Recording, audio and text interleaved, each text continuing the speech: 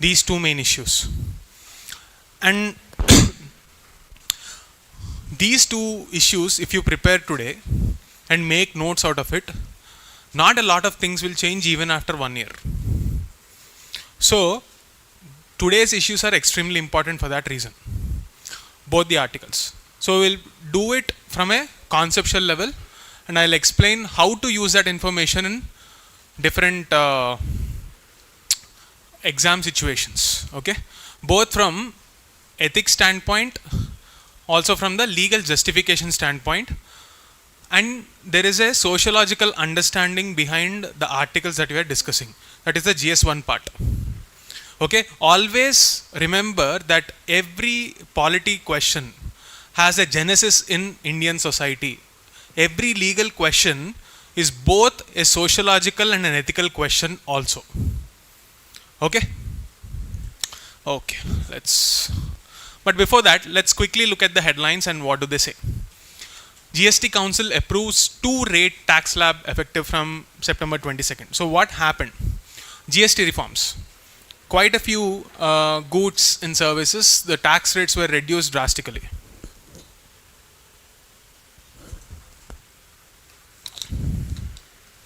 So, what is the context of this?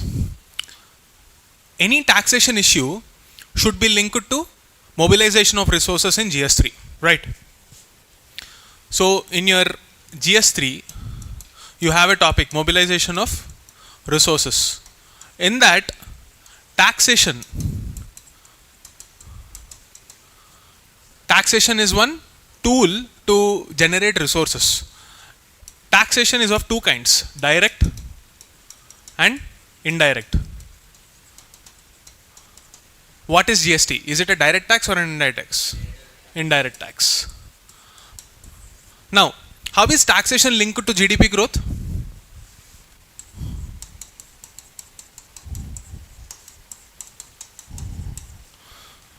Let's see. Is this directly linked to taxation? Is a formula having a component of taxation directly? No. But tweaking this fiscal policy will impact each of this element. Now, this year we have had tax reforms both in the direct tax as well as indirect tax. The current economic scenario in which these steps are taken, you have to understand. See, one of the biggest problem that India is facing right now is the issue of consumption, economic growth. The world is witnessing a slowdown because of the ongoing uncertainty. The geopolitical uncertainties, let us talk. So trade happens only when you have a peaceful environment across the globe. Take a look at the situation. From a structural standpoint, the first problem is how technology is going to impact the world. If you take a look at the evolution of technology and its link to economy, we figured that there are various phases of industrial revolution. Industrial revolution refers to a phenomenon where technology creates an economic model. That level of technology will create some jobs, destroy some jobs. And this happened in various phases. 1.0 and now we are at the 4.0.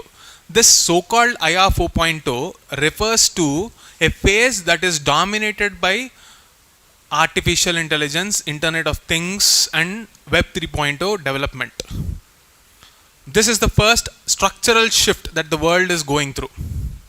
So, in phases like this, if you take a look at the economic history of the world, you will obviously witness some changes and slowdown because the businesses would be figuring out where will the next job come from, where will the next revenue come from, right?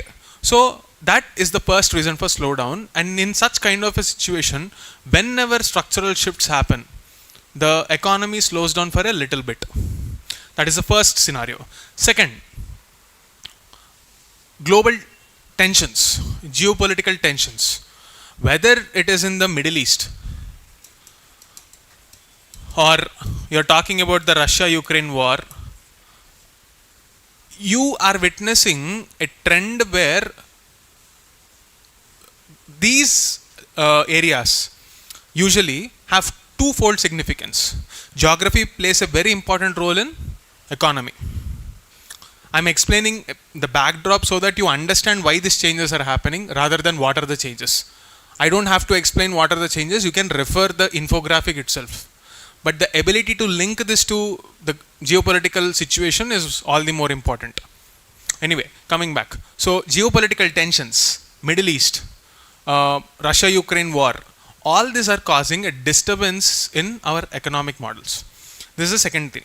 Third, US trade tariffs and Donald Trump's style of conducting international relations and diplomatic activities is causing, a bit of a global disturbance. That is the third level. Fourth is Chinese factor. Okay? The dominance of China and the uncertainty around it. That always exists. But in this present scenario, because of the trade wars, it is now getting even more intense. And finally, the reality of climate change. Extreme climatic events are causing a lot of havoc in almost all the countries. As a result, what is happening? We are moving towards deglobalization. And this is the question that was asked in this year's GS2, if I'm not wrong. GS2 International Relations 10 marker. 10th question. This is the backstory.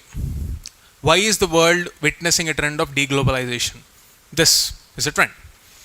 Now, when deglobalization happens and all these factors impact inflows into an economy, obviously, economy slows down.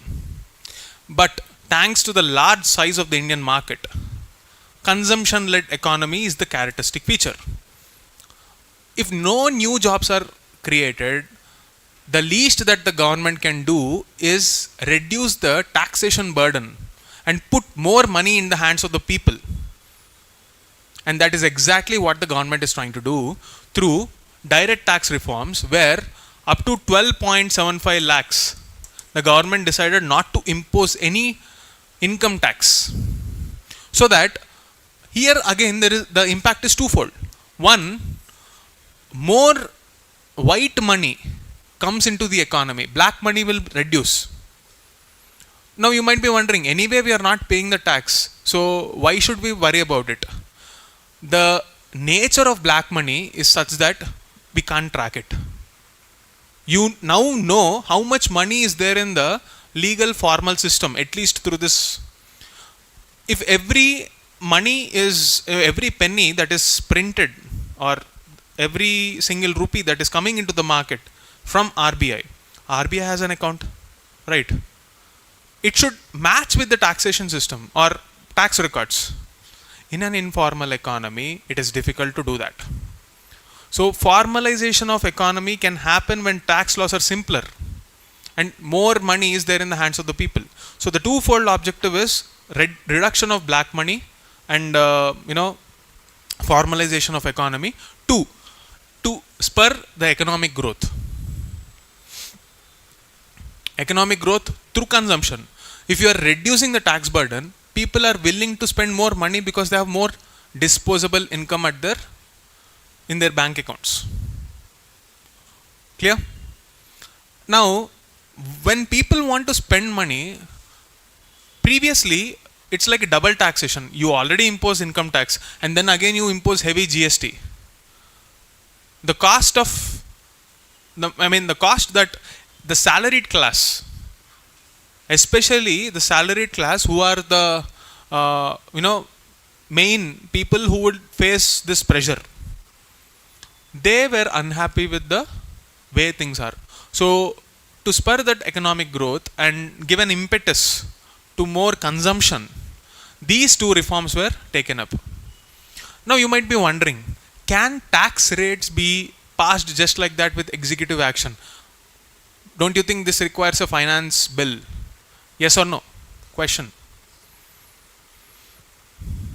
Yes or no? We need a finance bill for this? Now, if I reduce a tax, do if I increase a tax, do I need it? Do I need a new bill? Only if there is no tax prior to this. If you want to create a new tax, for that you need a proper legislative procedure. But to reduce or change it, you don't need it. Polity question. Anyway, okay. This is the background and this is how you have to study. What else should you know? GST network. The decisions taken by GST Council. What is GSTN? What is GST Council? How the council functions, the role of states in this, and the voting patterns. The basics. What is Article 279A? Go back and read that. Clear? That's about it. Moving on.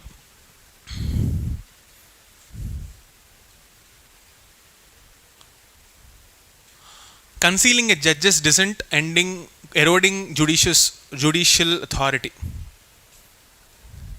Now, where do we relate this article to? GS2, judiciary.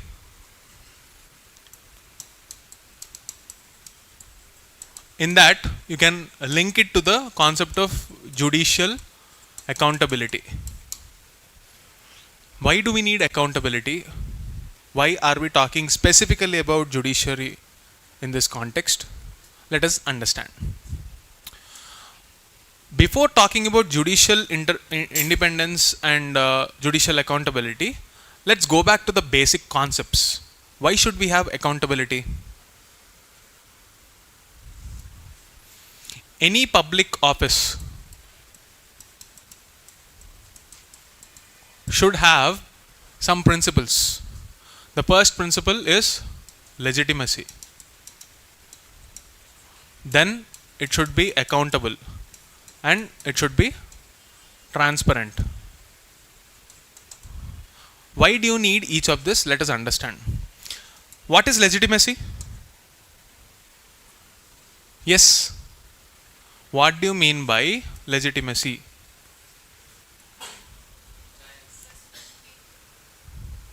Yes. Any PSIR students here? Raise your hands. What is legitimacy in the conception of political science?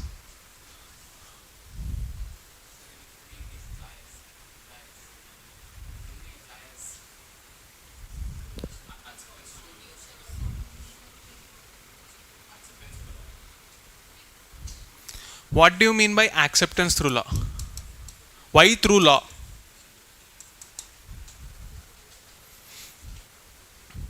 How will you get legitimacy in a political structure? In a democracy, it is through consent of the people. How is that consent institutionalized? Through social contract, in that social contract through voting. But what about judiciary? Is there any voting? Is there any public involvement there? Is it transparent? Is it accountable? Yes. You cannot say no. On paper, it should be accountable. Legitimacy? Obviously, it is legitimate because it is an institution created by the Constitution itself. And India is a place where we have constitutional supremacy. Clear? Legitimacy is a concept in political science and political philosophy where you gain acceptance from the governed class. In a democracy, the governed class is universal, all set of people. So, in a social contract, or rather I would say in a contract, there are two parties, A and B. When will this contract stand? When both the parties accept, right? A social contract will stand when both the parties accept. In this case, the one party is institutions of democracy. What will be the other party? Obviously the public. How will public accept? Through universal adult franchise. Is it flawless? I'm not saying that. Is it representative completely? We can debate about it. But it is working for us. We have accepted it. And institutions are created through constitution in such a way that we divided this concept of states, sovereignty, concept of sovereignty has been institutionalized through the concept of government. And this government has three wings: parliament, judiciary, executive. And these principles are universal to all these three institutions. Clear? Judiciary should be accountable, parliament should be accountable, executive should be accountable. How? That's a question. Of checks and balances and separation of powers. Clear? Great. Now, let us come to the context of this article. What is the article here? We have Justice B.V. Nagaratna. Apparently, she expressed her dissent in the so-called collegium system. And we don't know if it is true or not, because it is an apparent leak to the media, but not published as a part of the minutes of the meeting of the collegium system. This is a concern because it is an issue of accountability here. Right. Let me take a step back and tell what collegium system is. See, if there are three wings of the government, judiciary should be appointed by whom? This is a question. Who appoints judiciary members? Ideally, people. In a democracy, as a principle, it should be people. Correct? Who is appointing here? Okay. Do you see any problem here? You say that you are the protectors of the constitution. But who is appointing you? We don't know. Judges themselves. How do we know they are right? The apparent problem here is the elevation of a High Court judge of Gujarat. And the established norm is seniority. That seniority is now bypassed. Okay, so what? You must be questioning. On what criteria are you doing this? You don't have an answer. Some Supreme Court judge raised an issue. Is it true or false? We don't know. They can rule over us. They can pass judgments which will impact our life. But there is no, as a matter of principle, do you think it is right or wrong? It is a gray area. Gray area in a democratic institution which is supposed to safeguard democracy. That is the biggest irony. And what is the safeguard here? Almost 50 years ago, we have had a judgment given by the same Supreme Court under the name of basic structure of the Constitution, where judiciary and its independence is safeguarded and you cannot tweak that. Nobody is questioning it. Judiciary should be independent. But does independence mean that you don't have accountability? Right? These are the questions that you need to understand.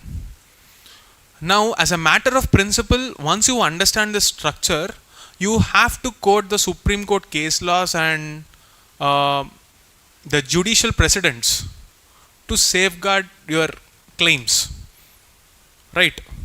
You have to quote constitutional principles, you have to quote the case laws and the constitutional law jurisprudence. Like I told you yesterday, previously the questions did not touch upon this constitutional law. It was just about the principles of the constitution. Now UPSC, because of the complexity in the issues of constitution, is going towards constitutional law which are in use. for example, doctrine of harmonious construction was asked in the context of Jammu and Kashmir judgment in 2019. Yesterday we discussed about the doctrine of immediacy, principle of immediacy. The so-called doctrine of basic structure is a judicial innovation to safeguard the sanctity of our constitution. All this are fine, but you need a story-like understanding to remember all of this. And reading newspapers will help you to remember this context, so that you can lay down this argumentative structure. Otherwise, it is difficult to navigate if you just rely on information. Clear? Did you understand the logical flow and the arguments? Now I am asking, how do we fix this? I want this from judiciary. I want to know the legitimacy source. You can say the legitimacy source is constitution. Fine. But is there accountability and transparency? No. The collegium is a system where judges elect judges, and we don't know how they are doing it. Is this the best way to do it? No. Of course you want judicial independence. Of course you want to ensure that respect of this institution is upheld. Maybe they have a feeling that leaking this information to the public out, I'm saying leaking because they are not willing to share it, will damage the reputation of the candidates who are not selected. But so is the case for everybody else, right? Every other institution. I am not selected, for example, for, let's say I want to become the Prime Minister of this country. I did not get a deposit. I am publicly shamed. What is so wrong about it? If you are participating as per the due process of law, why should allegations bother you? When the same Supreme Court can say through Association of Democratic Reforms case that we have to publish the criminal proceedings against the politicians, why can't they do it about their own judges?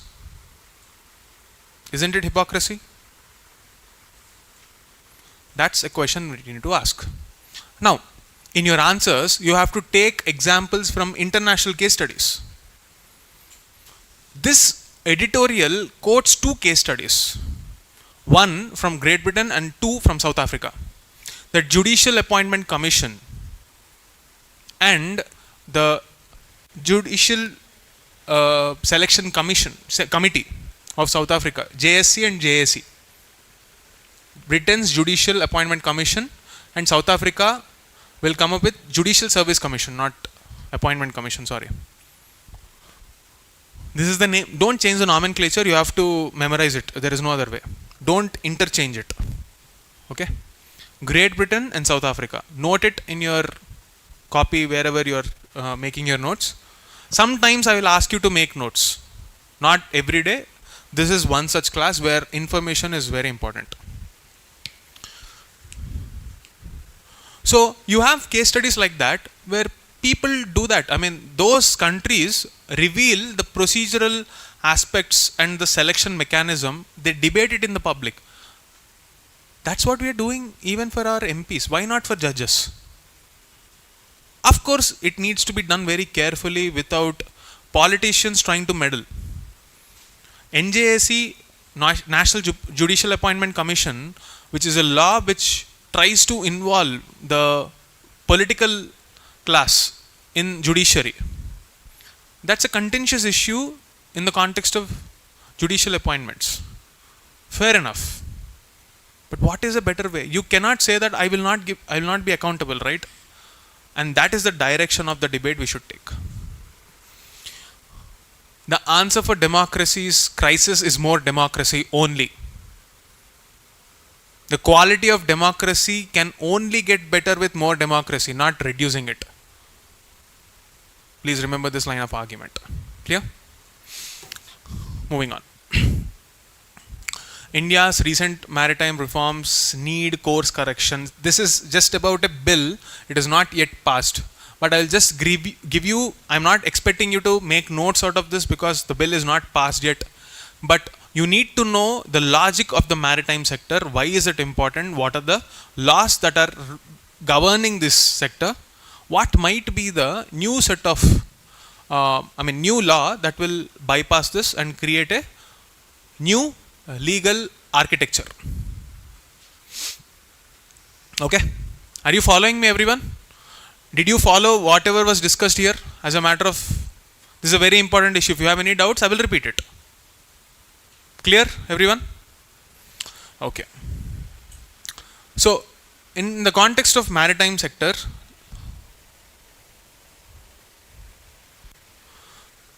see, maritime sector is important in the case of logistics and its efficiency.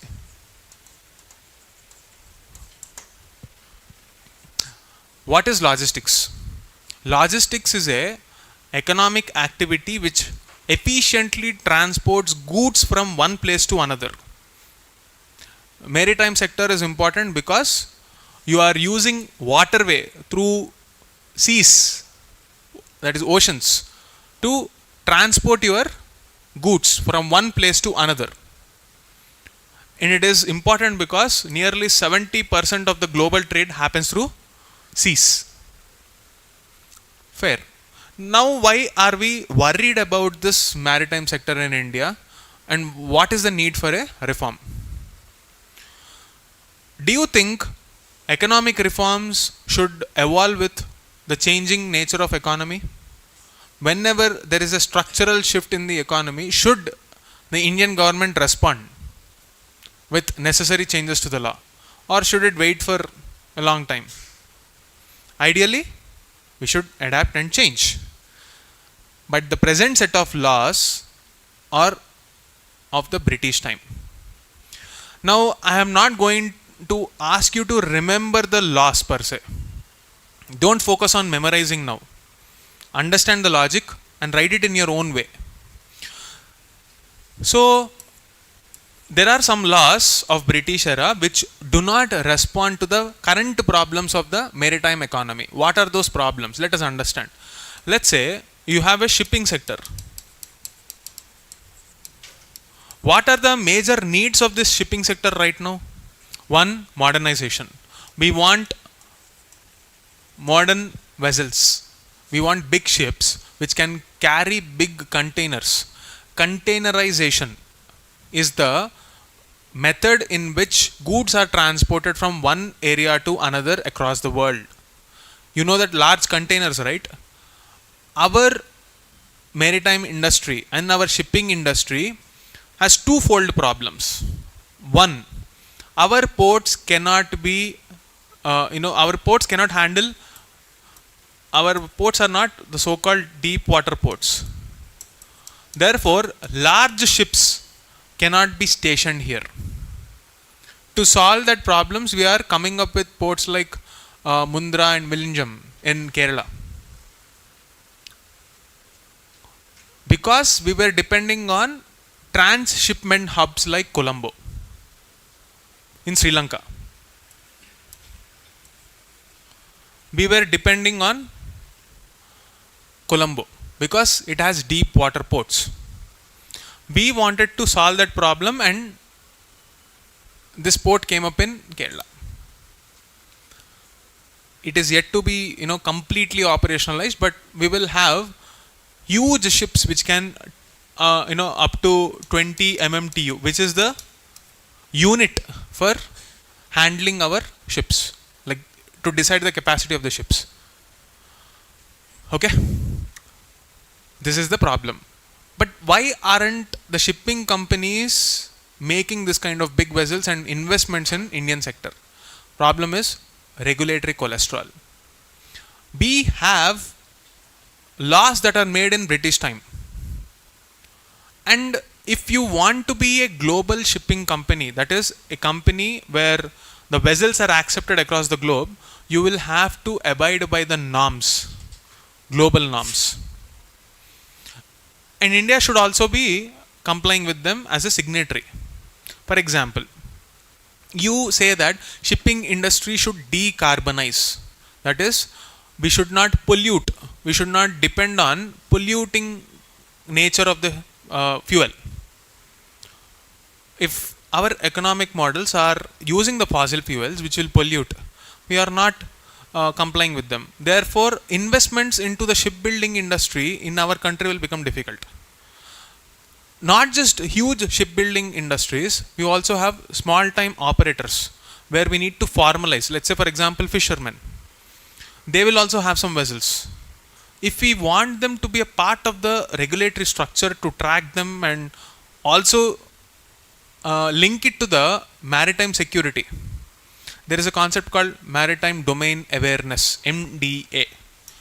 Whatever is happening in the high seas, our Navy should have information on what is happening there. Both underwater, where, let's say, for example, you have submarines, etc., right? You need to know what is happening there, and also you need to know the movements. As per the international law, shipping companies can take their merchant vessels in international waters. Sometimes what happens is Chinese companies want to enter into the Indian territory,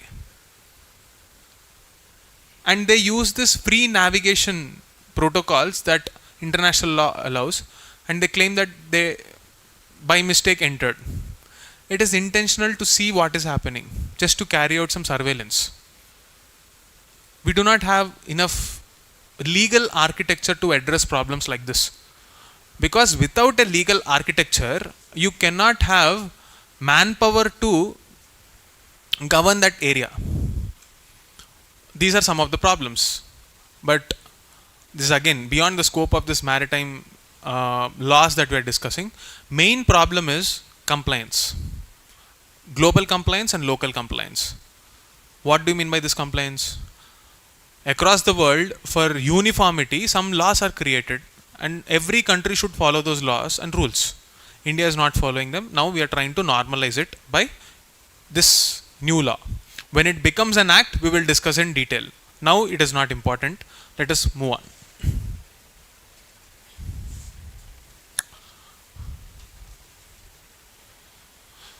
Okay, the most important issue for the day, that of reservation. Very, very important, relevant again for next year, this year, whenever. Yes? Okay. Now, let us discuss this issue of reservation through the concepts of political science and the the legal principles that are established in Constitution from a political theory perspective. Okay, so here let us discuss the concepts of equality, affirmative action,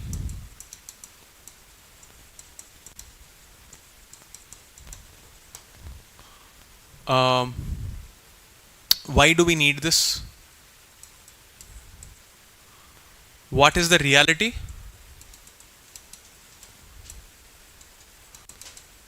How to fix it? This is the scope of the discussion for today's topic. We will first understand the political concept of equality. Then we will go on to understand the concept of affirmative action. How reservation is one such affirmative action. How is it functioning? The case laws involved and the arguments therein. Is it actually translating? Are those principles with or the intent with which these laws are created, are they actually translating into reality? If not, how to fix them? This is the scope of our entire discussion. Clear? Let's begin with the idea of equality.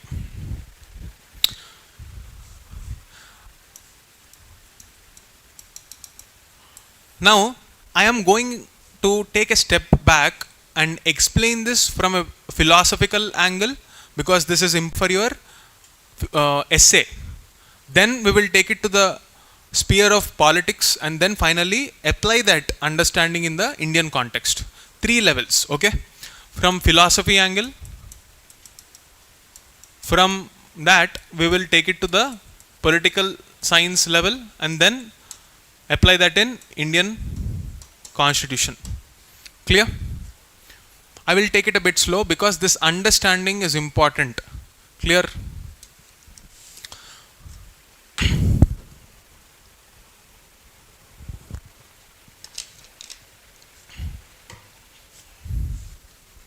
Now, equality as a principle of political philosophy. I am not going to discuss any theories, any thinkers, etc. That is for optional level. You don't want to know all of that. But the essence of that is really important. Now, equality as a philosophical inquiry. What is philosophy? Philosophy is the love of knowledge. So, how will you get that knowledge? Through questioning. Now, let's begin that process here. You all know what is equality. I am not asking what is equality. Why? Why do you think this is important? Your answer will address ethics. Yes. Peace in the society. Why do you think equality will give peace? Okay, let me ask this question again. I'll rephrase the question. Do you believe that every human being is equal? Yes or no? Why is there no unanimous answer? Yes or no? How many of you think it's a yes? How many of you have political science optional? Let's start with you. Yes, Prajwal. Is equality inherent for human beings? Do you believe every human being is equal? Don't complicate. I don't want jargon. It's an oxymoron. You believe humans are equal. You believe or you know it? Okay.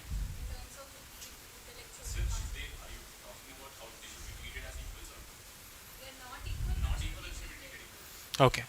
They are not equal.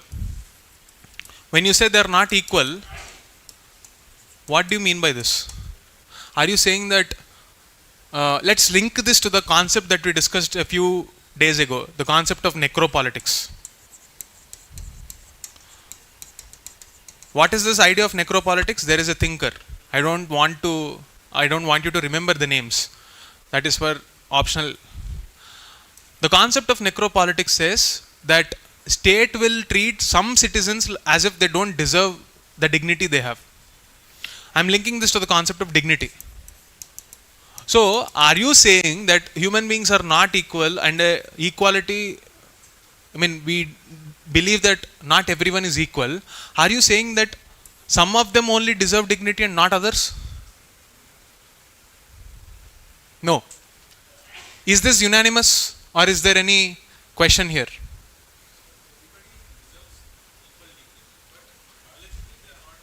Exactly. The differentiation. We all want equality. So, equality is not the nature of human beings. It is a logical necessity created by the society. Please remember this. We want equality. We are not equal. Every person is unique. Every person believes they are unique, just like your next person. So, we are not equal biologically, physiologically, mentally. The natural differences exists and accept it. We are never questioning the natural differences in equality. So, when I say Article 14 is talking about right to equality, am I saying that everybody should have a six-pack body? Or everybody should be at least 6 feet? Unless you make genetically modified babies a fundamental right, that is not going to happen. Yes or no? I want to engineer a baby that will look like Hrithik Roshan for the rest of his life. And it is a right. And you can go to the Supreme Court and demand I am not having a six-pack. It doesn't work that way, right? So, Article 14 is not talking about the natural equalities or the biological equalities. Equality of what? Go back to your preamble. We, the people of India, having solemnly resolved to constitute India into a triple SDR, and then come to the adjectives. What kind? Equality of opportunity. So we are not talking about equality of biology, we are talking of equality of opportunity. But why do you think this is a logical necessity? Why? And this is the answer. Dignity. Because that ensures dignity. Peace is about dignified life. What is dignity here? Dignity is a intangible concept, very abstract concept. But if, let's say for example, I believe that I have it in me to be, let's say, a artist. I want to be a painter. Nobody should tell that you can't be that person. I mean, as a matter of fact, verbally they can, but state should not intervene and say, you are not allowed to do this. You do only this, not this. Nobody should say that. Equality of opportunity is a logical necessity to realize one's potential and thereby live a dignified life. This is the conception of equality as a philosophical problem. Now, for this philosophical problem, political science comes up with a structure that will solve this problem. Here is where political scientists and their arguments come into the picture, and most accepted form is the one that we often discuss. How power is shared. It is shared through a social contract where every person's access to dignity is institutionalized within that social contract. Let me explain a bit more. So, you want this logical necessity of equality as a part of your day-to-day life. How can we ensure in such a way that you don't have to fight over it every day? See, what is the purpose of constitution? It is to establish not just constitution, any rule book exists with one objective, so that you don't waste your time every day to sit and figure out how to go about our day-to-day life. Today I decided to be, today I wanted to eat some, food. My ability to exercise that choice should not be constrained by the government. Similarly, what I want to do with my body is related to the concept of human rights. And human rights is linked to dignity. Wherever you can express that potential with full capacity, that is where you will have equality. So, the political conception in the case of democracy, we are entering into the realm of constitution. From political science, I am not going to debate and discuss all that concepts here. Directly, let's come to the constitution angle. That conception is institutionalized through the social contract between the state and an individual, where the state says we accept and acknowledge the biological inequalities, but despite that we will treat everyone equally because that will give dignity. This is as per the theory that is existing on paper. Great. So we created a constitution now and say that every person is treated equally. From 1947, 15th August, or let's say technically speaking from 26th November 1949, when the constitution is adopted, let us treat everyone equally. Perfect. Problem solved? What about the existing inequalities that are created by the power structures? Here, now you will have sociology contributing. Sociology discusses what? Structures. It is about what structure delegitimizes access to power. Let's say, for example, caste. Caste is a social hierarchy created by our own society. What about class? Which is linked to our ability to earn money, or you are labeled either as lower class, middle class, or higher class depending on your economic prowess. These are conceptions which will make or break your access to an opportunity. This is the reality. A lower caste person in pre-independent era will never have the same kind of an access as a forward caste. How do we fix this problem? Here comes the theory of affirmative action. What is affirmative action? To affirm means to acknowledge and be positive about something. An action, affirmative as an English word, is an adjective which describes the state's action. Affirmative action, an action that is going to empower a class or a caste. Reservation is one such affirmative action, but do not equate reservation as the only affirmative action. Any welfare scheme that will empower a oppressed and socially marginalized person will be treated as an affirmative action. There is this essay in 2025. You can, something on these lines, I don't remember the exact wording. If you can lend a hand to a person, it is good, but if you are giving out doles, it is bad. What does it mean? It is the same thing as if you want to help a person, teach that person to fish, not give a fish directly. Empowerment is the concept here. Affirmative action is that empowerment. Empower them. This is the theory behind the idea of affirmative action and reservation. Now let's directly come to the concepts of polity. How did this empowerment actually get institutionalized in the Constitution? Here let us discuss Article 15 and 16. Article 15 and 16 talk about different classes and castes. Okay?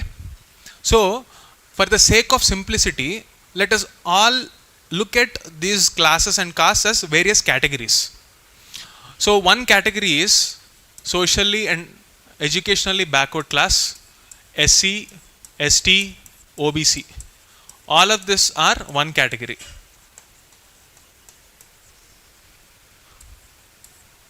Other category is economic criteria, economic backwardness. Category 2. Historically, we have recognized that democracy's spirit will be protected when you empower people to represent them in democratic institutions.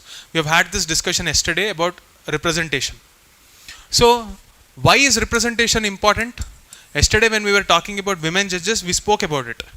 Representation is important because it allows them to participate and make policies that will allow them to address the problems that are stopping them from realizing their dignity. This is common for both the class. So, economic backwardness and social backwardness, two categories. Both these categories will have this problem, right? Maybe they are not getting enough opportunities to live a dignified life. Now the debate comes, what is the way to handle this? Constitution says reservation is the answer. over a period of time, we have had this problem of debate between reservation and meritocracy. You all know that debate. Reservation is meant for representation and stability in a society, but that also creates resentment in one section of the society which are not getting access. One such resentment has always been the resentment of the economically backward classes who do not feel like they belong to this country because they're ostracized from every developmental process. Let's say you are a middle class forward caste guy. You neither get the support from the government either in economic reforms or through any state policy. So that is one resentment. And the problem of this section is that they do not get the respect and dignity, and data also suggests that their representation in the democratic institutions is undermined. In both these categories there are problems. I am saying this? No. Rohini's commission, which was something that was established to see the possibility of how to make this OBC reservation better, that commission came up with this data pointer that 97% of the jobs in the central government are taken up by just 25% of the OBCs. So 75% of the OBCs do not get access to this benefit of reservation. What do I mean by this? Let's say there are a few castes. Let's say first generation bureaucrat is there. They have access now.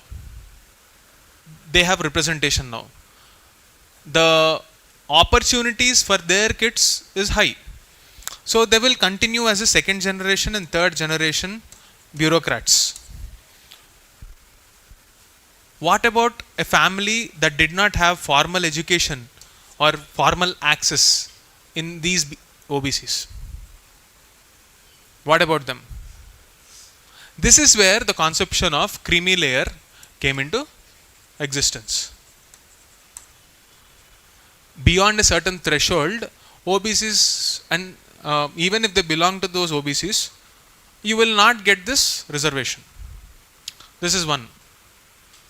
Now there is a demand that you have to apply the same logic to SCs and STs, because the benefits of reservation should reach the most vulnerable sections within these groups. How do we do it? Two ways. There are two debates or two line of thoughts that are existing in political circles now. One is increase the percentage of reservation. Two is subcategorization.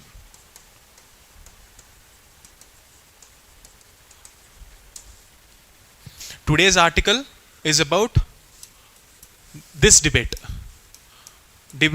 whether we should increase the reservations beyond 50%. What's 50% logic? Where did this come into existence? What is the origin point?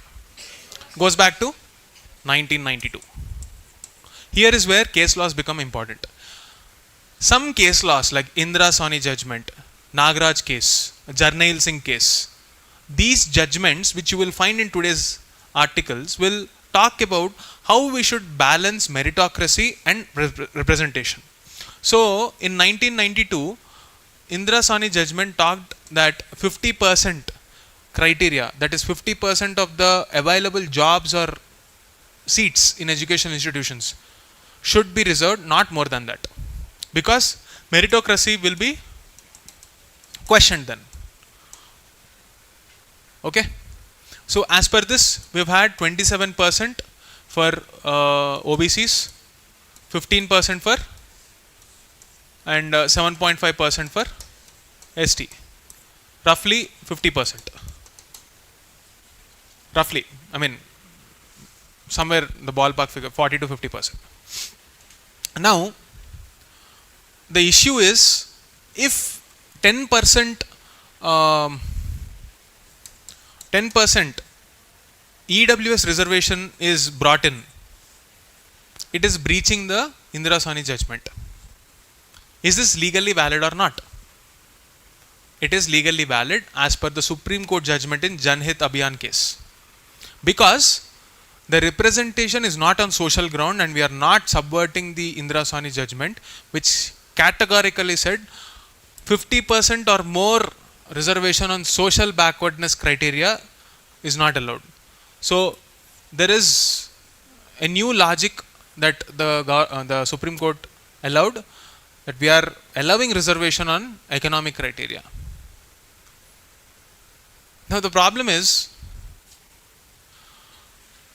in Bihar election, one of the political party announced that they will increase the reservation to 85%.